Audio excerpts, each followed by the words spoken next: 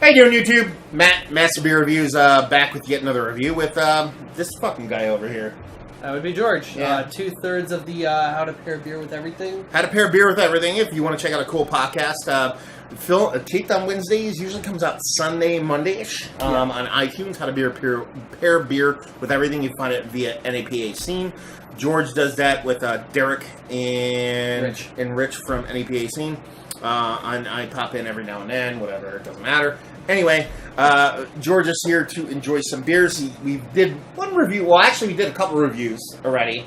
I'm pretty sure one was semi-coherent. I'm not sure what the other ones were. The Abyss. Yeah. Well, I mean, semi-coherent.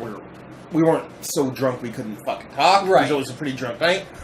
And we're gonna do probably 2 reviews tonight. We're going to do one, but I wanted to pop off a quick one of Estival Cream Stout from Ska Brewing. Actually, Derek gave this to me from the podcast, and we do a show on Sundays at NAPA, or the Beer Geek Radio Hour. There's too many things going on. Yeah, there's so many shows, so many beers. What are you going to do? And I really, really, really love this beer when I had it, when we had Ska Brewing on. So, super excited to give it a whirl. You've never had it before, right? Nope. There you go. told me good things about it and what it's going to taste like, and Yeah. I'm kind of expecting. There you go. Estival Cream Stout.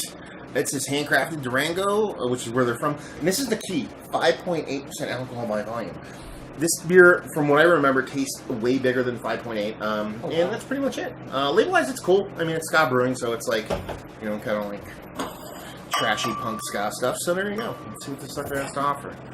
Cans. Cans, baby. Ooh, see, she wants to go everywhere. Look at that. NJ Glass represent.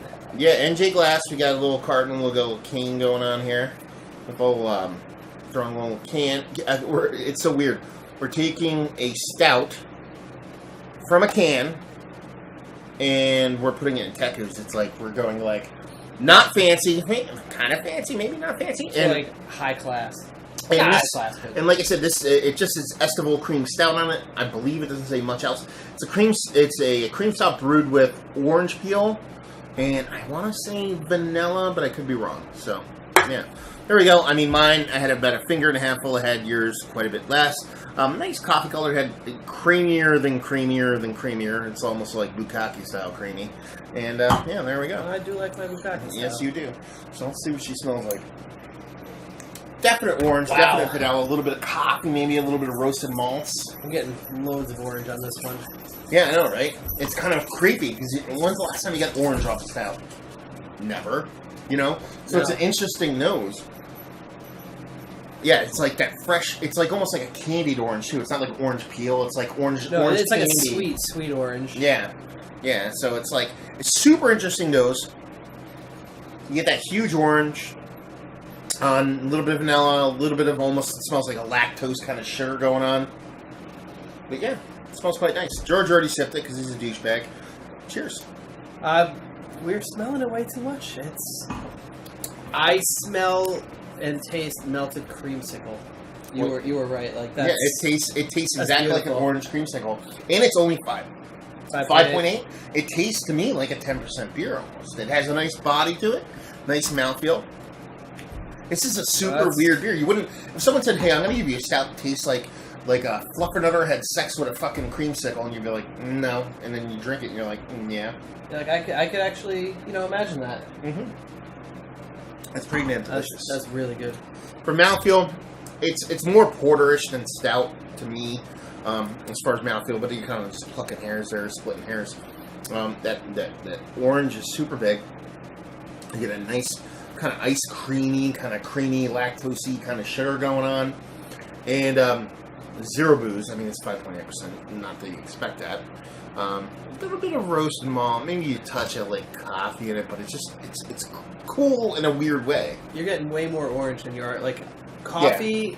There's hints of it, but orange is the leader in the pack. Yeah.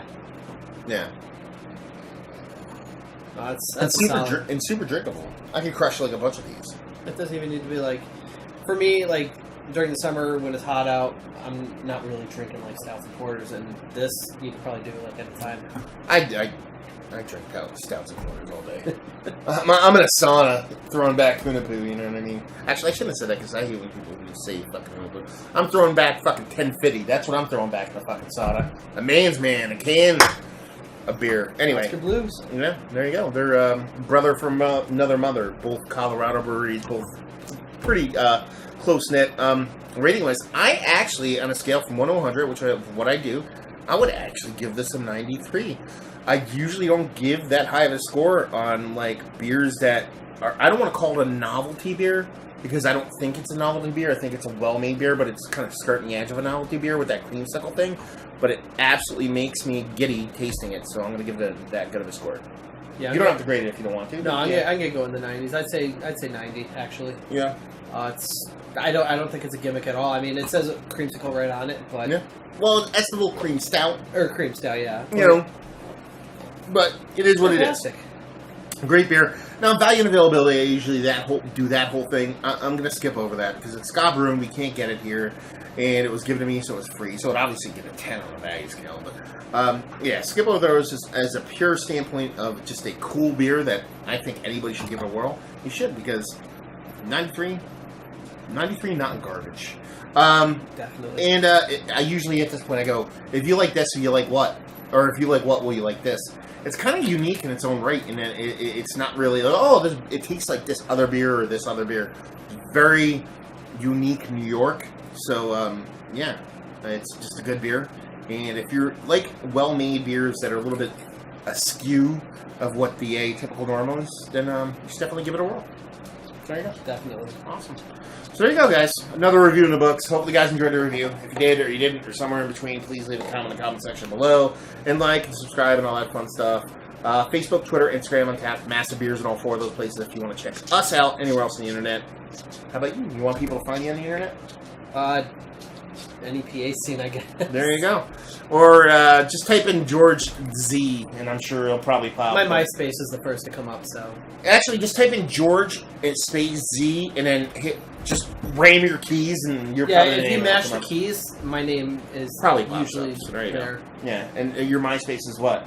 Hotstud39? No, myspace.com/ _GO, GEO. I still remember that. It's terrible. That was the MySpace days where you shorten your name. Too much glitter. Anyway, so hopefully you guys enjoyed the review. Hopefully you're enjoying a nice creamsicle stout right now. And hope to see you next time. Cheers. Mm-hmm.